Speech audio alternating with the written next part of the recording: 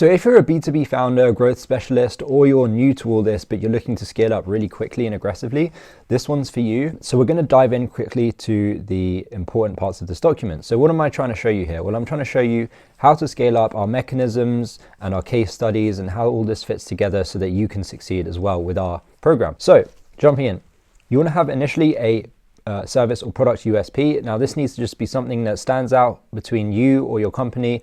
For us, it's that we've closed 200 plus high ticket clients in 6 months, or the fact that we've sold enterprise deals at big 4 firms. And I was the youngest product manager in a company while doing that, for example. So you need to come up with your own ones and make sure this works. And then jumping into the next tab, we've got competitor research. So what are your competitors doing right now? List some of their offers. What are the gaps between them and you? What tactics are they using and did they use at your stage in terms of marketing, sales, and fulfillment? And what's the gap between you and them, right? And then what actions need to be consistently taken to ensure that that gap gets smaller and smaller over time so that you can overtake them and even, dominate the market that you're in, for example.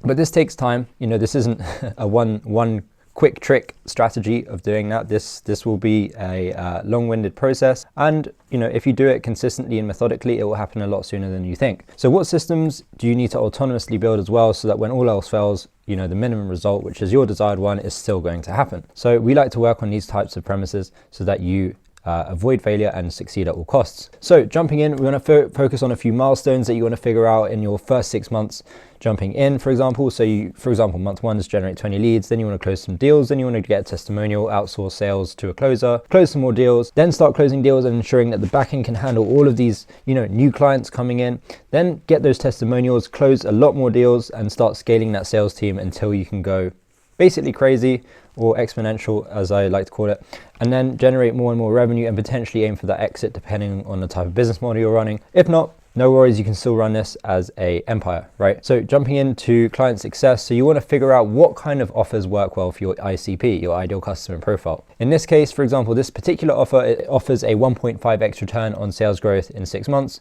This is targeted, in this particular case, at sales managers and enterprise sales teams, or if you're a good founder and you have the ability to grow a big sales team. So in this case, it was for new optimizations to be implemented in a CRM system to make that change. You want to figure out how to word your offer in the market, and that's just one example.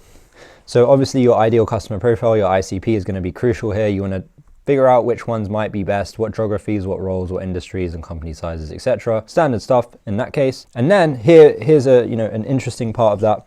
So you want to figure out which financial segments in terms of markets are going to have the best bang for their buck. So this means, where can you deliver the biggest ROI? Where can you effortlessly afford the service? Where can you guarantee success, and how easily can you acquire these people? And then you'll get a weighted score of all of these markets and potentially which ones are better than others. So that will make sense in terms of making sure that you succeed.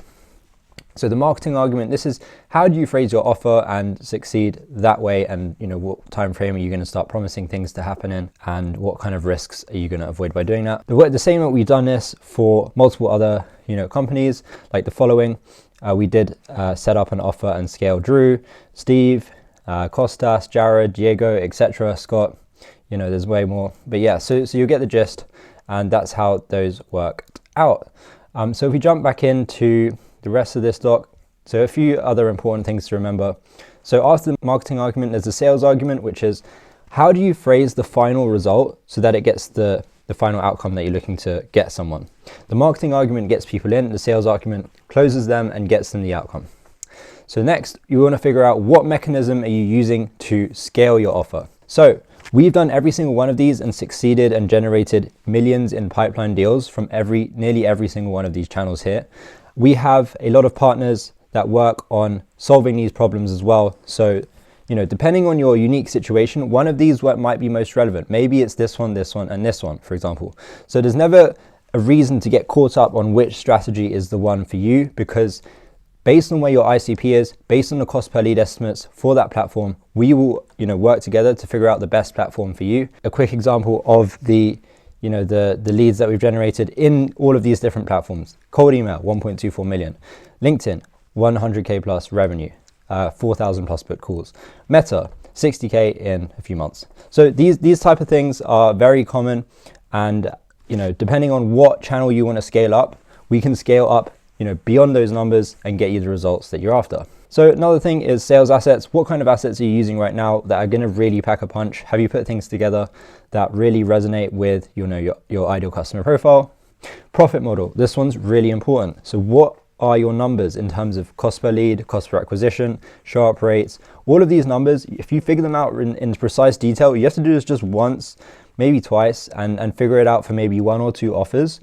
Then you will figure out how much return on investment you are going to generate, and your business can only go up as long as these numbers are good, right? So follow the numbers and you will hit your goals, or the milestones, as we discussed. Yeah, a bit more on the client acquisition mechanisms you could use. You could use LinkedIn outbound.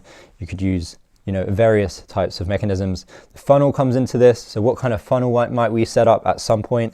This might not need to be set up straight away, but it's at some point you'll want to scale up using a funnel. Finally, we come to retention. So what kind of things are going to keep clients around? What kind of things do you want to avoid? What kind of things are important to clients? What kind of things deliver the most value, or do you want to avoid that deliver the least value but take up a lot of time? So this comes into the delivery process, and you want to make sure that this one is on point. And finally, you come to the scalable, scaling that fulfillment and scaling the sales team.